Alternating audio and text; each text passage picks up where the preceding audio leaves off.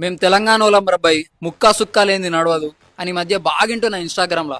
మరి వీళ్ళకి తెలంగాణ ఔన్నత్యం, వైభవం, చరిత్ర తెలుసా తెలియదా నాకు తెలియదు, కానీ అసలైన తెలంగాణ అంటే ఏంటో నేను చెప్తా వినండి మిత్రమా. శాండ్ బాక్స్ టెక్నాలజీతో ఇసుక పునాదుల పైన ఎర్త్క్వేక్ రెసిస్టెన్స్ అంటే భూకంపాలను తట్టుకునే విధంగా 13th సెంచరీలోనే కాకతీయుల వారసుడైన గణపతి దేవుడు సామ్రాజ్యంలో నిర్మించారు మిత్రమా. ఒక నగరాన్ని నిర్మించాలంటే గుడి నీళ్లు ఉండాలని, గుడి చెరువులు ఉండాలని గుడి చెరువులను నిర్మించారు మిత్రమా.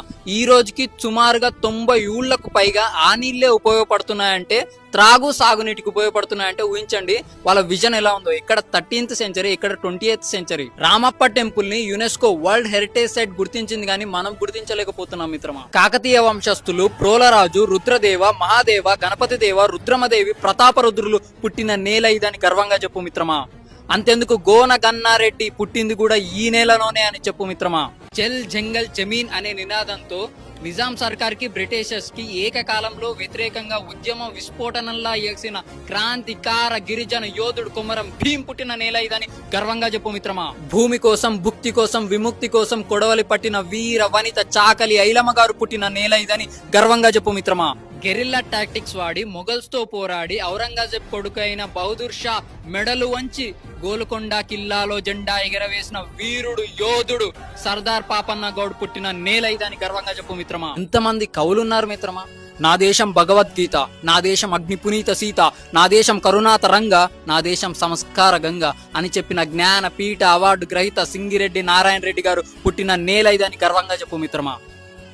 ఇందుగలడు అందులేడని సందేహము వలదు చక్రి సర్వోపగతుడు ఎందెందు చూచినా నందందే గలడు దానవాగ్రని వింటే అని రాసిన బొమ్మెర పోతన గారు పుట్టిన నేల ఇదని గర్వంగా చెప్పు మిత్రమా.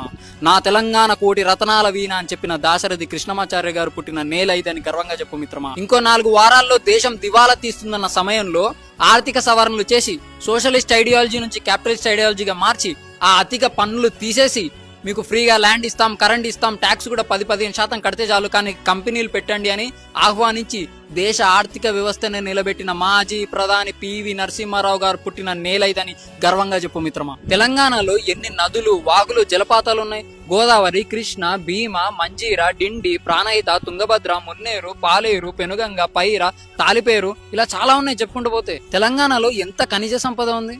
Singareni is the 2nd largest coal producer in Bharat. అట్లా గ్రానైట్ ఉంది, లైమ్ స్టోన్ ఉంది, క్రిస్టల్ క్వార్ట్స్ ఉన్నాయి, చాలా ఉన్నాయి ఖనిజాలు. టైం సరిపోక పార్ట్ 2 కూడా చేసాము, స్టే ట్యూన్.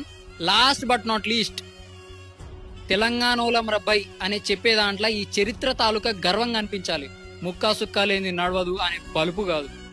జై హింద్.